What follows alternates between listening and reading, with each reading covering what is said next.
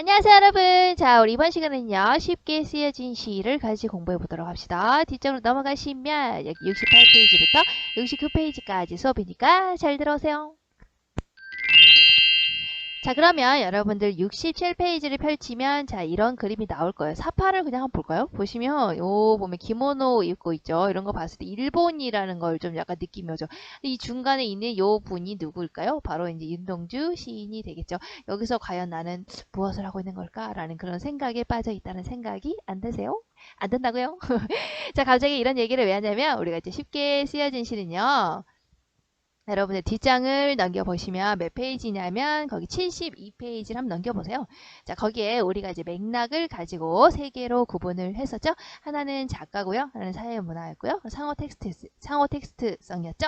사회문화는 우리가 이생규 장전에서 이제 유교적인 사회문화적 배경을 가지고 있더라. 뭐 이런 식으로 해서 봤었고, 그리고 이제 상호 텍스트성은 바로 이생규 장전과 바로 이제 엮어서 읽은 최척전이라는 작품을 통해서 우리가 공부를 했었죠.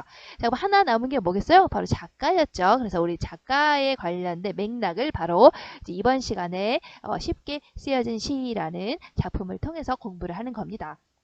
그러면 잘 알고 있듯이 쉽게 쓰여진 시의 작품은 바로 어떤 작가가 쓴 겁니까? 바로 여기 나와 있죠. 이렇게 멋있게 생기신 바로 시인 윤동주가 지은 작품이 되는 거예요. 그럼 여기 한번 볼까요? 작가는 되게 자기 삶의 경험, 사상, 감정 등을 바탕으로 하여 개성적 표현법을 발휘하여 문학작품을 창작한다. 작가가 어떤 환경에서 성장하고 어떤 취미나 사상, 종교를 가졌는지는 자연스럽게 작품에 반영되기 마련이다. 아하, 작가가 가지고 있는 어떤 환경, 취미, 사상, 종교 이런 것들이 작품에 연결이 되더라. 그러니까 작품을 공부할 때 바로 작가라는 맥락이 작용을 하더라. 이제 이거를 우리가 방금 배우게 될 이제 앞으로 배우게 될 방금이래요. 이제 배우게 될 쉽게 쓰여진 시를 통해서요. 자, 그래서 작가에 대해서 알고 우리가 작품을 읽을 때 그렇죠? 이렇게 읽게 되면은 어떤다는 거야? 작가가 어떤 사람인지를 모른 채 작품을 읽을 때를 비교해보면 그 차이점을 쉽게 짐작할 수 있다. 그러니까 작가에 대해서 우리가 어느 정도 알고 있다면 이 맥락을 이해하고 있다면 작품을 좀 더 효과적으로 읽을 수 있다. 자, 그래서 나오죠? 이 단어를 통해 우리는 윤동주의 삶과 사상을 알게 된 뒤에 그러니까 작가 윤동주에 대해서 알게 된 뒤에 쉽게 쓰여진 시라는 작품을 감상하면은 작품에 대한 이해가 더 깊어질 수 있다라는 것을 경험하였다라고 나와 있네요. 그러니까 우리는 윤동주의 삶을 잘 이해를 해야 이 작품을 이해할 수가 있겠죠? 자, 그러면 윤동주라는 시인이 어떤 분이셨는지 한번 같이 보도록 할까요?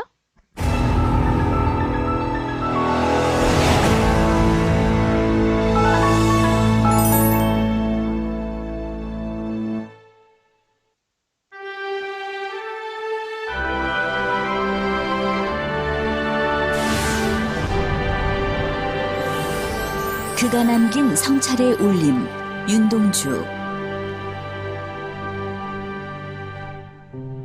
윤동주. 그는 한국인이 가장 사랑하는 시인 중 한 명이다. 윤동주가 유년 시절을 보낸 명동초는 조선인들이 모여 살던 만주, 북간도 지역의 종교, 교육, 독립운동의 중심지였다. 사방이 산으로 둘러싸여 아늑한 명동초는 윤동주가 아름다운 자연을 벗삼을 수 있는 평화롭고 안정적인 고향이었다. 윤동주는 명동 소학교 시절부터 학교 신문에 동시를 발표하고 새 명동이라는 문예 잡지를 펴내는 등 활발한 문학 활동을 펼쳤다. 명동촌을 떠나 평양의 숭실중학교에 편입한 윤동주는 쉬운 말로 진솔한 감정을 표현하기 시작했고 따뜻했던 유년 시절을 그리워하며 서정적인 분위기의 동시들을 발표하였다. 서울의 연희전문학교에서 민족의 참담한 현실과 마주한 윤동주는 일본으로 건너가 유학생활을 시작한다. 윤동주는 정주영이 다닌 교토의 도시샤 대학에서 유학생활을 하던 중 유학생을 모아놓고 조선의 독립을 선동했다는 죄목으로 일본 경찰에 체포된다. 이후 독립을 눈앞에 두고 후쿠오카 형무소에서 세상을 떠난다. 윤동주가 29이라는 젊은 나이에 생을 마감한 뒤에야 그가 쓴 시를 묶은 시집 하늘과 바람과 별과 시가 간행되어 그의 시가 세상에 알려지기 시작했다. 윤동주. 그는 독립투쟁의 맨 앞에서 장렬하게 목숨을 바친 투사도 아니었고 당대에 이름이 널리 알려진 시인도 아니었다. 하지만 자신의 시와 삶을 일치시키려 했던 그의 시에서는 어느 투사 못지않은 치열함이 있었다. 시대적 아픔 속에서 살아가면서도 자신의 신념에 따라 순수함을 추구했던 윤동주. 이것이 바로 그가 암흑기 문단사의 별로서 아직까지 우리 문학사에서 기념비적 위치를 차지하는 이유일 것이다. 자, 그러면 우리가 작가와 작품 간의 관계를 정리해 봅시다. 왜냐하면 작가라는 맥락을 통해서 이 작품을 이해하는 게 목적이기 때문이죠. 자, 당시에 작가 윤동주라는 작가는요, 원래 의사를 시키려고 했어요, 집에서. 그런데 윤동주 시인이 문학을 좋아하고 그러기 때문에 결국에 이제 문학을 공부를 하게 되죠. 근데 어디로 가서 이 문학을 공부를 하냐면 바로 이제 일본에 가서 일제강점기 때 일본에서 유학 생활을 하게 돼요. 여기 나오죠? 일제강점기에 일본에서 유학 생활을 했던 작가. 근데 거기에서 이제 우리가 이제 윤동주 시인의 이제 관련된 키워드라고 한다면 어떤 것이 있냐면요. 바로 이제 두 가지가 있어요. 자, 거기에서 유학 생활을 하면서 어떤 생각을 했냐면요. 자, 친구들은 전부 혁명 활동을 하죠. 자, 나는 조국의 강복을 위해서 혁명 활동을 해야겠다. 우리가 일본을 이길 수 있는 일은 바로 혁명 활동뿐이다. 라고 해서 적극적으로 바로 광복을 위해서 활동을 해요. 하지만 윤동주 시인은 그렇게 하지 못했었죠. 유학생으로 살아가면서 시나 쓰고 있는 자신에 대해서 상당히 부끄럽게 생각을 했습니다. 내가 여기서 뒤만 꽃무늬만 쫄쫄 따라다니는 것만 같아서 너무나 부끄럽다. 여러분들 선생님이 수업 시간에 동주라는 영화를 잠깐 보여줬었잖아요. 이제 거기에서 무슨 대사가 나왔었죠? 내가 뒤에서 쫓아만 다닌 거. 그게 너무나 부끄러워서 도저히 너무나 부끄럽다. 막 이런 대사를 하는 부분이 나오죠. 자, 그거를 생각하시면 돼요. 일제강점기에 일본에서 유학생활을 하던 윤동주 시인은요. 자, 포인트가 뭐냐면 바로 이겁니다. 자기 성찰을 했다라는 거예요. 자기 성찰을 통해서 무엇을 느꼈냐? 현재 내가 시나 쓰고 있고 이렇게 무기력하게 살아가고 있는 내 모습이 너무나 부끄럽구나라는 것을 깨달았다라는 게 포인트예요. 그래서 여러분들이 윤동주 시하고 나오게 된다면 자기 성찰 그리고 부끄러움, 자, 이거를 꼭 기억하시면 되겠습니다. 자, 그러면 작가가 엄격한 자기 성찰을 통해서 내가 정말 잘못 살고 있었구나, 나의 이 삶이 너무나 부끄럽구나 라는 걸 깨달았잖아요.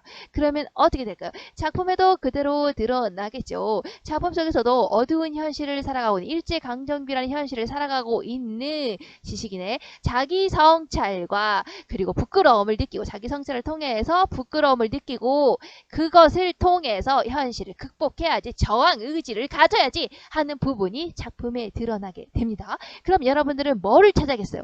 바로 작품에서 자기 성찰, 그것을 통해서 어떤 부끄러움을 느끼고 어떻게 현실 극복 의지가 드러나 있는지, 이것을 여러분들이 작품을 통해서 찾을 수 있으면 되는 거예요. 알겠죠? 자, 그러면 작품으로 들어가 봐요. 자, 우리가 작품 속에서요, 이제 앞으로 이제 배우게 될 작품 속에서는 바로 시적 화자의 정서와 태도가 어떻게 세 단계로 걸쳐서 변화가 일어나게 돼요. 아까 좀 이따가 선생님이 보여주긴 할 테지만 이렇게 보시면 이 초록색 부분으로 되어 있는 부분 있죠? 이게 바로 선생님이 방금 얘기했던 시적 화자의 정서 및 태도의 변화를 나타내는 거예요. 첫 번째는 지금 어떤 상황이냐면 자신이 처한 부정적인 현실, 일제강점기라는 현실을 인식하고 있는 부분이에요. 현실이 너무나 좋지 않죠. 그래서 굉장히 회의하고 절망하고 있는 부분이 바로 첫 번째 현실 인식 부분이요. 자, 그런데 그거에서 그치지 않고요. 어떻게 했다고? 끊임없이 자기를 성찰하죠. 이래도 되는 걸까? 이게 맞는 걸까? 어떻게 해야 되는 걸까? 이런 걸 계속 끊임없이 생각을 하는 거예요. 성찰이 뭐예요? 계속 생각을 통해서 반성하는 것을 말합니다. 이렇게 하면서 끊임없이 자아성찰을 하게 되죠. 근데 자아성찰을 하면서 특징이 뭐냐면요. 자아성찰을 하면서 자아분열이 일어난다는 게 이제 이 시의 특징이에요. 그래서 보시면 자아성찰을 하는데 그냥 하는 게 아니고 자아가 분열이 일어난답니다. 어떻게 해요? 두 개로 쪼개지죠. 하나는 내면적인 자아, 그러니까 성숙된 자아예요. 그리고 하나는요. 현실 속에 있는 자아. 이렇게 두 개로 쪼개져서 자아성찰을 하게 됩니다. 그러면서 깨닫게 된 게 뭐냐면 내가 이런 힘든 현실 속에서 시나 쓰고 있는 나 자신 너무나 부끄럽다라고 하면서 자아성찰을 통해서 부끄러움을 느끼게 되죠. 그런데 거기서 끝이 아니랍니다. 그것을 통해서 어떻게 된다는 거야? 미래에 대해서 자아성찰을 통해서 부끄러움을 느낀 다음에 자, 미래에 대한 희망과 어떻게 된다고? 현실 극복의 의지, 바로 저항 의지를 가지게 된다라는 게 특징이 되는 거예요. 그러니까 현실을 인식해보고 자아성찰을 통해서 부끄러움을 느낀 다음에 그 다음에 저항 의지를 표현한다. 이게 바로 3단계로 변하는 시적 화자의 정서 및 태도니까 그거를 시에서 잘 찾을 수 있어야겠죠?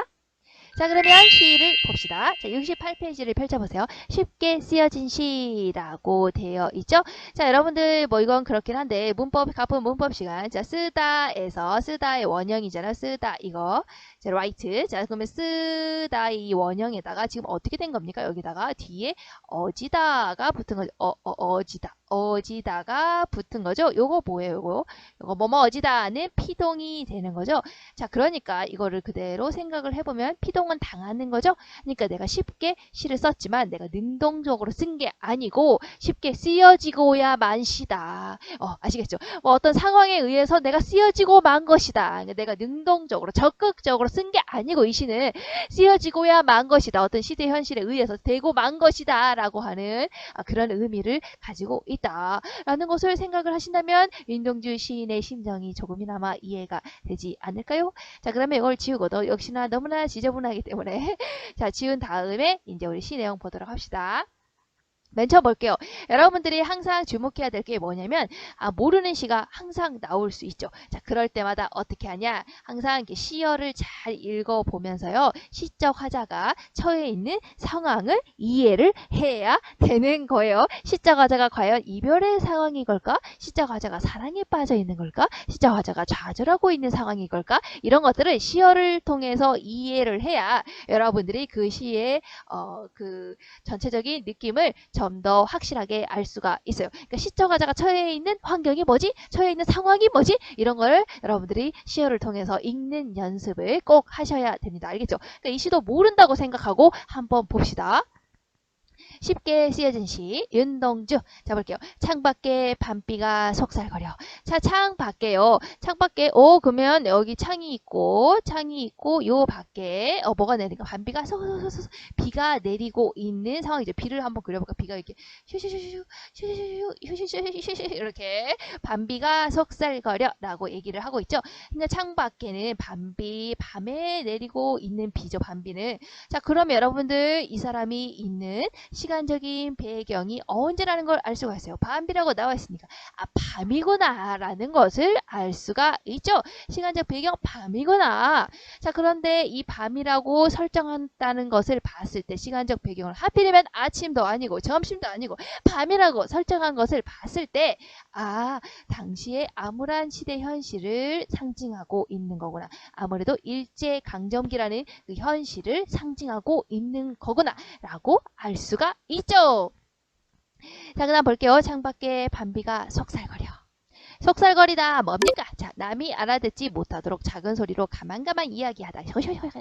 막 이런 거 있죠.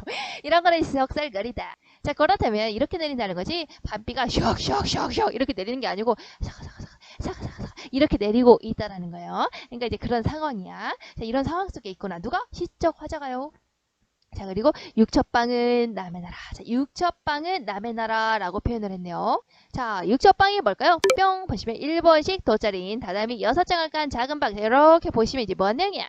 자, 육첩방을 검색해 보시면 이렇게 나오죠. 이제 아시죠? 이런 느낌의 1번씩 방, 요 다다미방, 요거를 육첩방이라고 하는 거예요. 자, 그러니까 우리가 이제 알 수 있는 게 뭐겠어요? 바로 이 시적 화자가 있는 공간적인 배경을 알 수가 있죠. 육첩방에 있다고 했잖아요. 그러면 이 사람은 지금 현재 어디에 있는 걸까요? 바로 일본식 다다미방이었잖아요. 그러니까 이 사람은 지금 일본에 있구나. 공간적인 배경을 알 수가 있죠. 자, 그런데 육첩방은 남의 나라라고 했죠.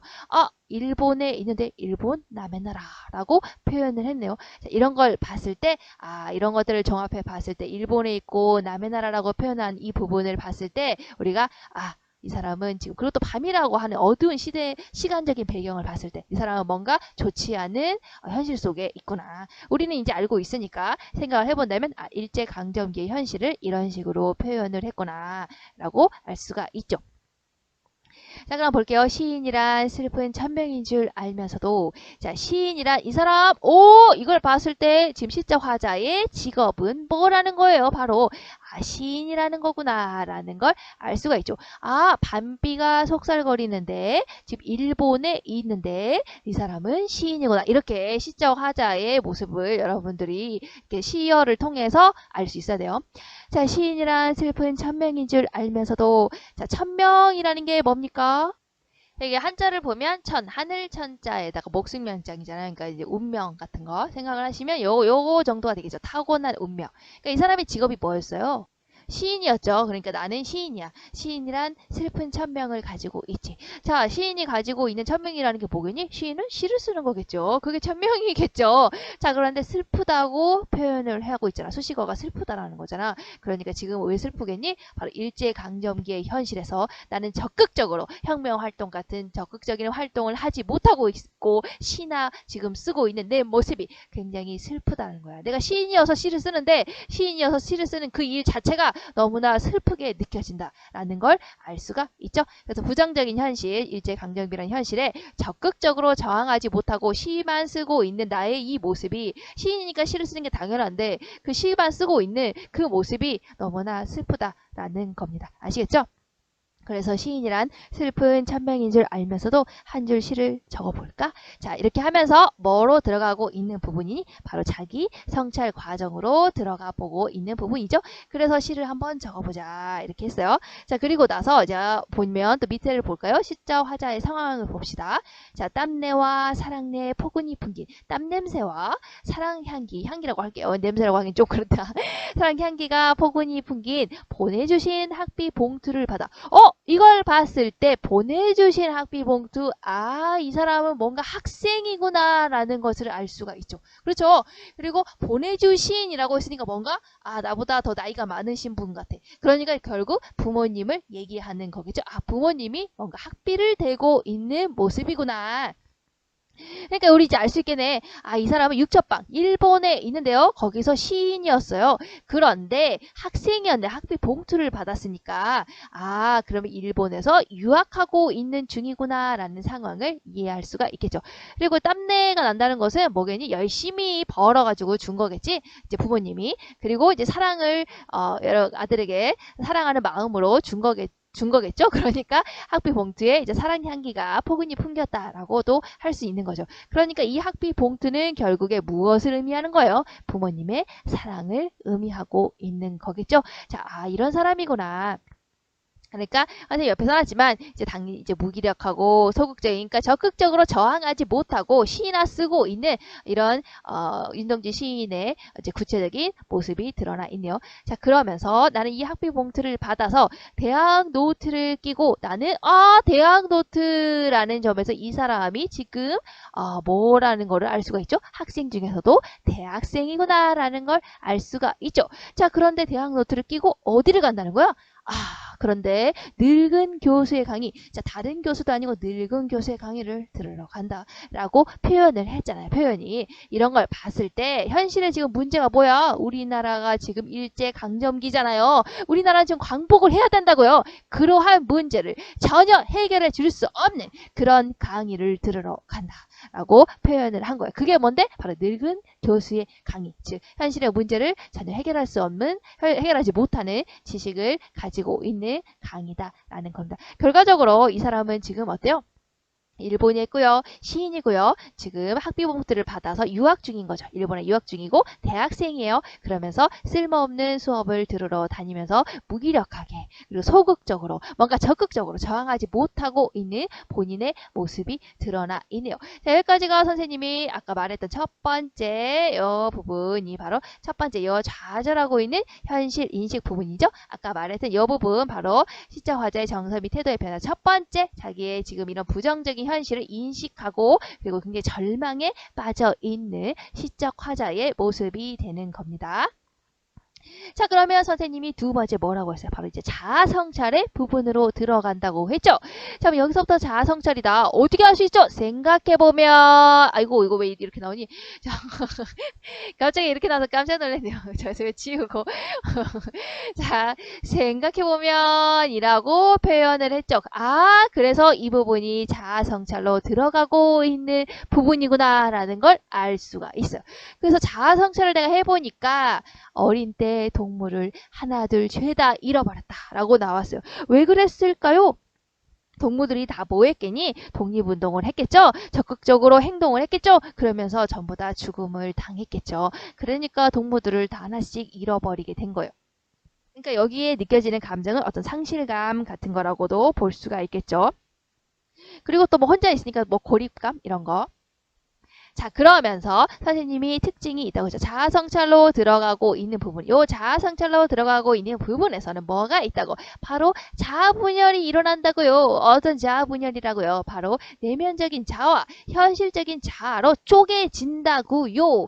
자, 이 현실 속에 있는 자아는요. 방금 선생님이 앞에서 읽어줬던 것처럼 밤비가 속살거리는 곳이고 육첩방이라는 남의 나라에 있는 일본에서 지금 어떤다고 시인으로 생활을 하면서 유학 중인 그리고 대학 노트나 끼고 그 늙은 교수의 강의만 들으러 다니면서 적극적으로 저항하지 못하고 시만 쓰고 있는 굉장히 소극적이고 무기력한 자아가 바로 현실적인 자아가 되는 거예요. 아시겠죠? 그럼 이게 현실적인 자일까요? 아니면 내면적인 자일까요? 아, 뭘까? 네, 여기 보면 알아. 나는 무엇을 바라? 나는 다만 홀로 침전하는 것일까? 자, 침전하는 것은 여기 나와 있죠. 의식이나 사고, 행동 등이 내부에 가라앉아 쭉 가라앉는 것을 침전이라고 해요. 가라앉는 거 쫙 이렇게.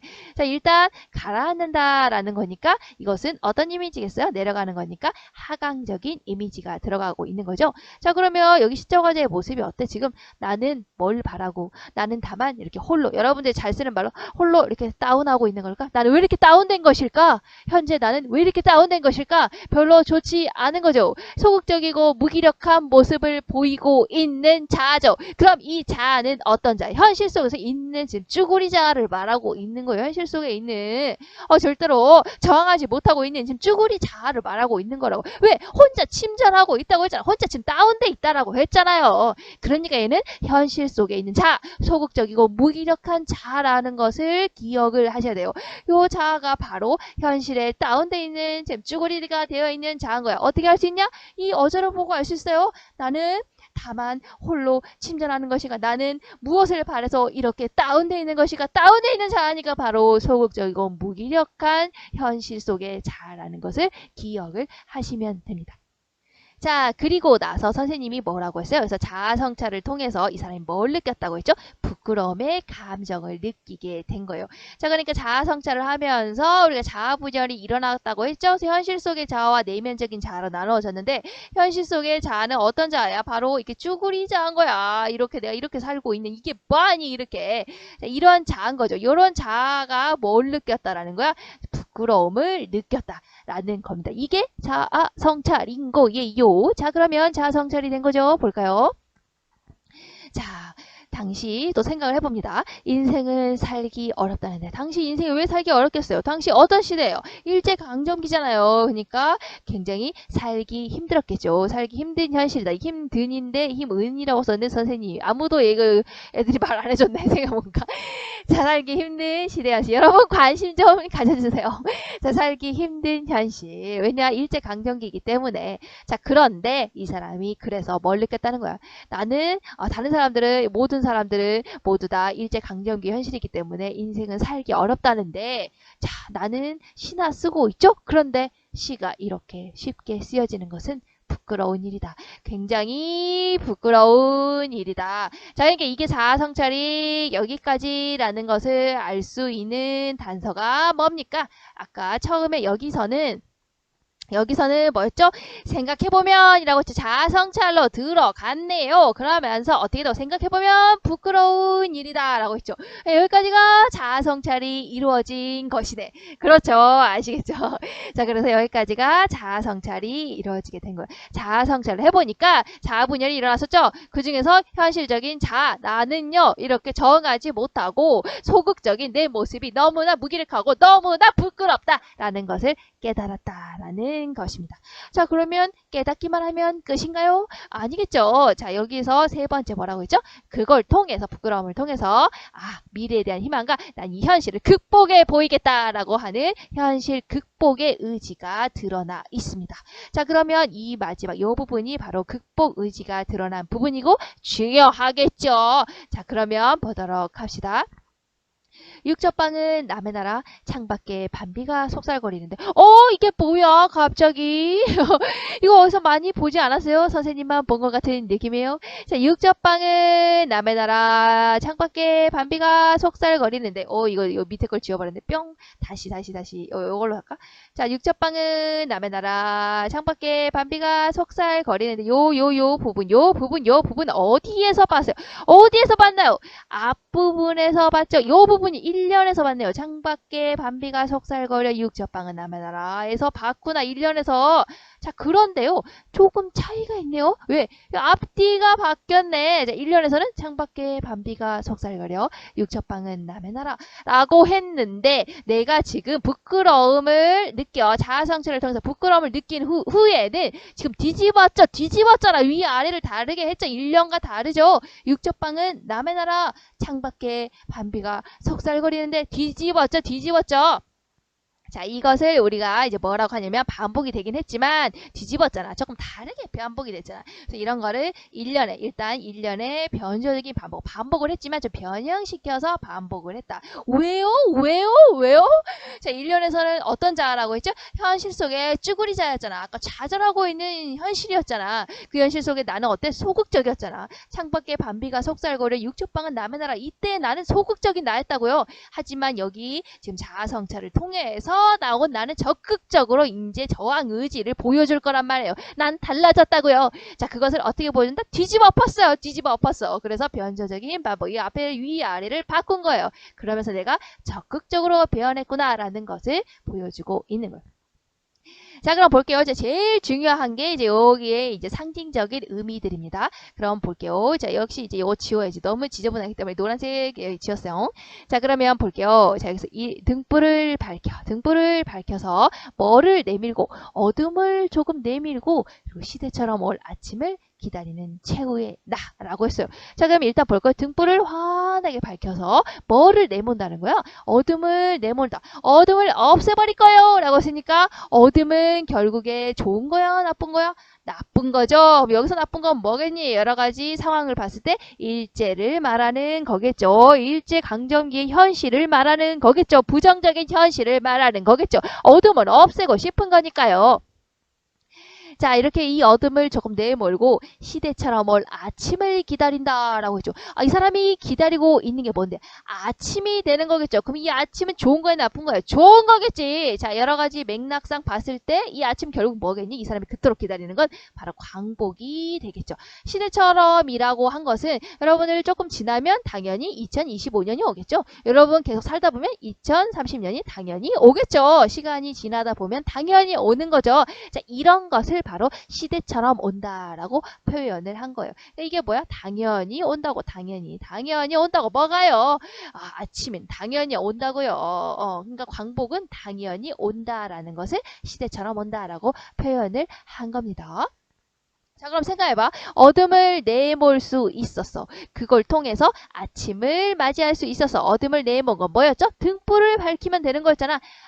그럼 등불은 뭘 의미하는 거겠니? 결국에 저항 의지를 말하고 있는 거구나 라는 걸 알 수가 있죠. 그래서 어둠을 내몬다. 어둠은 안 되는 거야. 그러니까 부정적인 현실, 바로 일제강점기의 현실이고, 이것을 통해서 맞이하는 게 뭐야? 아침이잖아. 아침은 좋은 거. 그러니까 광복을 말하는 거겠죠. 거겠죠? 자, 그러면 광복을 맞이하기 위해서 뭐 했다고? 등불을 밝혔잖아. 그럼 이 등불은 당연히 저항 의지를 의미하는 거구나. 이렇게 연결을 시키시면 돼요. 자, 그러면 내가 적극적으로 바뀌겠다라고 지금 여기서 다짐을 했잖아. 그리고 나서 내가 뭐 했니? 등불을 밝혀서 어둠을 내몰고 아침을 기다리고 있어요. 누가요? 최후의 나가요.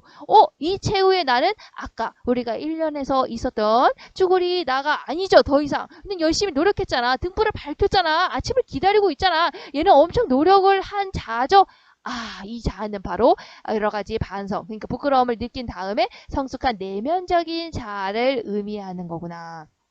그래서 앞에서 선생님이 자아 성찰을 하면서 쭉 깨졌다고 했죠. 자아 분열이 일어났다고 했죠. 현실 속에 나는 쭈구리였어요. 나는 아무런 저항 의지를 가지고 있지 않았던, 우리가 그 광복을 위해서 적극적으로 행동하지 않았던 쭈구리 자아였다고요. 하지만 나는 이제 부끄러움을 느껴서 저항 의지를 가질 거야 라고 했잖아. 그래서 나는 어둠을 내몬다고요. 등불을 밝히고요. 걔가 누군데? 바로 이 성숙한 내면적인 자아가 되는 거예요. 얘는 좋은 거라고요. 알겠죠?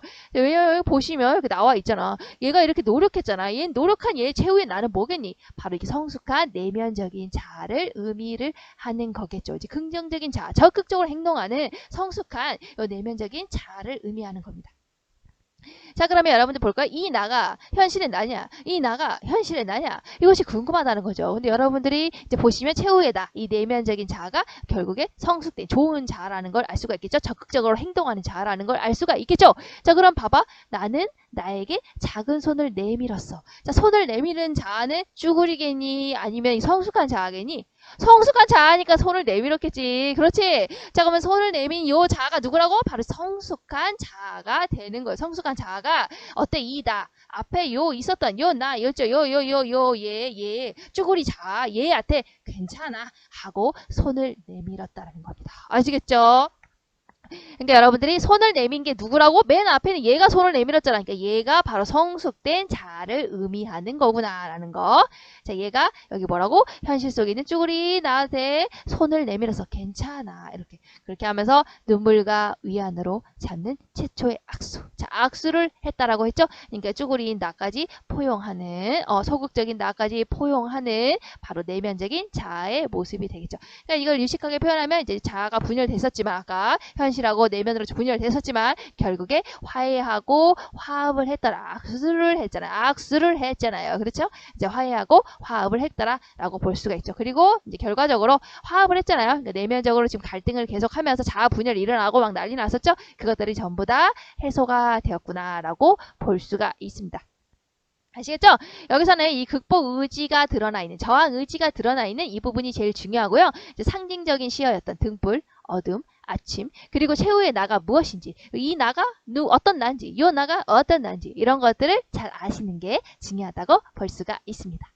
자, 그러면 시어와 시구의 상징적인 의미를 한번 볼까요? 자, 밤비나 어둠 같은 건 뭐였죠? 바로 시간적인 배경이었죠? 이거 밤비는 밤에 내리는 걸, 어둠은 어두운 것이네. 이거 밤이구나 라는 시간적인 배경. 그리고 자기 성찰의 계기를 마련해주는 부정적인 현실이었죠? 밤비 어두운 거, 둘 다 어두운 거. 그러니까 전부 다 부정적인 현실을 의미하고 있구나. 특히 여기서는 일제강점기라는 현실이었죠? 자, 육첩방에 보여졌었죠? 다다미빵. 결국에 어디 있는 곳이라고? 바로 일본이라고. 남의 나라라고 표현했잖아요. 그러니까 현재 있는 장소이지만 시적 화자를 억압하고 있는 공간이겠죠? 왜냐하면 일본은 지금 우리나라를 점령하고 있는 현실 상황이었으니까요. 자, 그리고 등불이라고 했었죠. 등불은 뭐라고 했지? 바로 등불을 밝혀서 어둠을 내모는 거였죠. 그러니까 등불은 결국에 별로래요. 등불은 결국에 저항 의지가 되는 거겠죠. 시적 화자의 저항 의지. 그리고 시대처럼 반드시 당연히 온다라고 했죠. 당연히 오는 거 시대처럼 오늘 아침은 무엇이라고 이 사람이 좋아하는 거죠. 그러니까 결국에 맥락상으로 봤을 때 광복을 의미하는 거구나. 그리고 이제 성숙한 내면의 자아가 손을 내밀어서 괜찮아. 손을 내밀었지. 현실적 자아였더니 괜찮아. 서로 잡아서 악수를 했다라고 표현했으니까 두 자아가 결국에 화해를 했구나. 화합을 했구나. 이렇게 볼 수가 있어요. 구성 볼까요? 1년 어두운 시대 현실 인식했죠? 2년 시인으로서 슬픈 운명 나는 시인이고 지금 슬픈 천명인 줄 알면서도 뭐 그거. 그리고 이제 3, 4년에서는 땀내와 사랑내 포근히 풍기 뭐 학비 봉투 받아서 대학 노트 끼고 늙은 교수의 강의를 들으러 간다 라고 하는 부분이 됐었죠. 그래서 여기까지가 바로 뭐겠니? 바로 이 사람이 살고 있는 현실의 부정적인 현실에 대해서 인식하고 있는 부분이었죠. 그리고 나서 어떠니 생각해보면 이라고 해서 자아성찰로 들어가고 있는 부분이었죠. 그러면서 나는 도대체 무엇을 바래서 이렇게 홀로 침전돼 있는 것일까? 침전하고 있는 것일까? 막 이렇게 생각하고 있는 부분이 있었죠. 그러면서 이제 7년에서 생각해보니까 인생은 살기 어려운데 결국에 내가 생각을 해보니 부끄러운 일이다. 시가 이렇게 쉽게 쓰여지는 거, 나 이렇게 행동하지 못하고 있는 거 부끄러운 일이다. 라고 여기까지가 됐었죠. 여기까지가 뭐겠니? 바로 자아성찰이 일어나고 있는 부분이겠죠. 마지막 8년, 9년에서는 어땠죠? 그러니까 나는요, 저항 의지를 가지겠어요. 어떻게 한다고? 등불을 밝혀서 어둠을 내몰 거야. 부정적인 현실을 없앨 거예요. 그리고 시대처럼 반드시 오게 될 아침, 즉 광복을 기다리고야 말 거예요. 라고 의지를 드러내고 있죠. 그래서 8년에서 9년, 이 부분은 바로 뭐가 되겠니? 현실 극복 의지를 보이고 있는 부분이 되는 겁니다. 자, 그럼 마지막으로 이 부분만 정리하고 끝내도록 할게요. 자, 윤동주 쉽게 쓰여진 시, 갈리는 자유시 자유롭게 썼고, 서정시 감정을 얘기했죠. 특히 이제 자아성찰, 특히 이제 부끄러움이라는 감정. 그러니까 여러분들이 윤동주 시인의 시를 공부할 때는 항상 이제 부끄러움이라는 감정을 깔고 있구나. 나도 이제 남들처럼 적극적으로 해야 되는데 하지 못했다라고 하는 이제 본인에 대한 그런 삶에 대한 부끄러움을 가지고 시를 썼구나라는 거. 그래서 부끄러움의 정서가 시 전체에 거의 다 깔려 있다라고 보시면 돼요. 윤동주 시인이 나오면. 성격을 보시면 이제 반성적. 왜냐면 이제 계속 자기에 대해서 자아 성찰을 하고 있죠. 그리고 이제 저항적. 이제 이 시가 결국에는 그래도 끝까지 굴복하지 않았죠. 그러니까 저항적인 시인. 그래서 저항 시인으로 분류가 된답니다. 그러니까 여러분들이 저항 시인이라고 한다면 이육사 시인처럼 적극적으로 행동해야만 저항 시인이라고 생각할 수 있지만 당시에는 변절자도 정말 많았어요. 이렇게 끝까지 변절하지 않고 묵묵히 자신의 일을 하면서 시인으로서 일을 하면서 시를 계속 써나간다라는 건 쉬운 게 아니에요. 이것도 저항으로 볼 수가 있어요. 그래서 윤동주 시인도 저항 시인으로 들어간답니다. 자, 제재를 볼까요? 일본에서의 유학생활과 유학생활이 들어가는 부분이 있었죠. 육첩방은 남의 나라. 그리고 시가 쉽게 쓰여지는 것에 대한 부끄러움의 정서가 드러나 있다. 역시 제일 중요한 거 어떤 정서라고요? 부끄러움의 정서라는 걸 기억을 하세요. 자, 그 다음에 밑에 내려가서 주제는 어두운 현실을 살아가는 지식인의 어떤 거? 자기 성찰이 드러나 있다고 했죠. 그것을 통해서 부끄러움을 느꼈죠. 그리고 나서 현실 극복 의지를 다지고 있었죠. 자, 그 다음 볼까요? 자, 밝음과 자, 어두움의 이 특징 부분 좀 볼까요? 특징 부분 별표 해놓고 밝음과 어두움의 시각적 이미지를 대립시켰다라고 하죠. 자, 밝음은 어디에 드러나 있어요? 뭐 등불이라고 하는 부분 같은 거. 선생님이 이렇게 딱 적어봤는데 밝은 거 뭐가 있을까요? 바로 이제 등불이라고 했었죠. 그 등불 부분이 어디에 나와 있어요? 거기 맨 마지막 부분 쭉 보시면 이제 뭐 구연에서 이제 뭐 등불을 밝혀서 어둠을 조금 내밀고 뭐 이 부분에서 등불 저항 의지를 나타내는 거. 이거 밝잖아 등불 그렇죠? 그리고 이제 아침은 어디에 나와 있었어요? 그리고 시대처럼 올 아침을 기다린다라고 했죠. 그러니까 이것들은 다 어때? 밝은 이미지를 나타내고 있죠. 그럼 어두움은 어디에 있니? 밤비가 속살거려 하는 일련 부분. 그리고 이제 이 사람이 등불을 밝혀서 뭐를 조금 내본다고 했니? 어둠을 내본다고 했죠. 그러니까 어둠이라고 하는 부분. 이런 것들이 다 이제 어둠의 시각적인 이미지가 되겠죠. 이 두 이미지를 서로 어떻게 한다고 대비시켰다고요. 그래서 결국에 어떻게 한다고? 밤비 없애고 어둠을 없앤다고 했잖아. 그래서 부정적인 현실과 이런 것에 대해서 극복하겠다라는 의지를 드러내고 있습니다. 자, 그리고 현실적인 자아 어떤 자아라고 있죠? 현실 속에 쭈구리처럼 자아하고 있는 거예요. 침전하고 있는 거예요. 다운돼 있는 자아인 거예요. 현실 속에 소극적인 자아를 말하는 거예요. 내가 적극적으로 행동하지 못하는 나라고요. 시인으로서 그냥 시만 쓰고 있다고요. 자, 이 현실적인 자아하고 내면적인 자아는 어떤 자아니? 결과적으로 등불을 밝혀서 어둠을 내밀고 아침을 기다릴 줄 아는 적극적으로 행동하는 자아였잖아. 반성을 통해서 성숙된 내면적인 자아였잖아요. 이 자아가 어떻게 했어? 결국에 내면적인 자아인 나가 현실 속에 있는 이 소극적인 자아한테 자, 손을 내밀었자. 손을 내밀어 악수하자. 이렇게 손을 내밀었죠. 그러면서 서로 두 사람이 악수를 했죠. 그래서 화해를 했구나라고 보시면 됩니다. 아시겠죠? 이제 선생님이 설명을 엄청 열심히 했으니까 여러분들 이제 반복해서 들으시고 공부하시면 될 것 같아요. 자, 여기까지 하면은 윤동주 쉽게 쓰여진 시 선생님이 다 해설을 했고요. 자, 다음 시간에는 뒤에 학습활동 부분 있죠. 그거랑 또 넘어가시면 이제 파랑새, 하나원의 파랑새라는 시가 있을 거예요. 다음 시간에는 쉽게 쓰여진 시 학습활동 풀이랑 그리고 하나연의 파랑새 같이 공부해 보도록 합시다. 자, 그러면 다음 시간에 만나도록 합시다. 안녕!